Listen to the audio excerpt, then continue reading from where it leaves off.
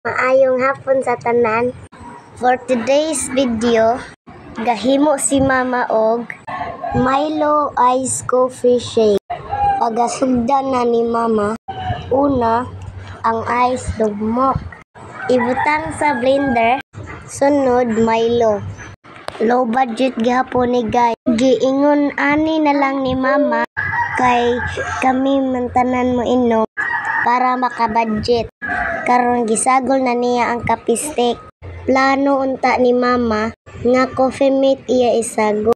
Unya na may fresh milk akong papa, mauna la iyang gisagol. Kung mangita guys si Papa, anibertila na lang namo kulapo.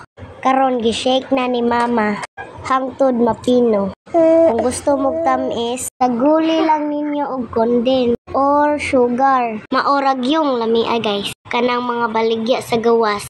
Mahal siya, di ka-afford si Mama. Dami na dyan siya tanawon guys. Samot nag-imnon.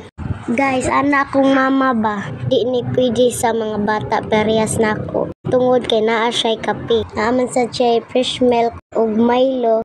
So okay ra ni guys. Kay di man pod permente. Mauna ni finished product guys. Gibutang nga nag-straw. Balig tulo ra nakataw kay tulo man mi mag-inom. So kaning hotdog with bun, amo ra ning pinalit sa amo silingan. So amo ra nang giban bahin para mabusog ni sa among snack. Happy kaayo mi. Kay naa mi Mama nga kugihan. Kugihan kay ni siya mag-recipe guys. Pero ang problema guys kay wala lang siya budget. Tanawa ra gud niya ko igsuon. Iyang ipabuwa ang shake. So maora to guys. Suwayin na sad ninyo guys.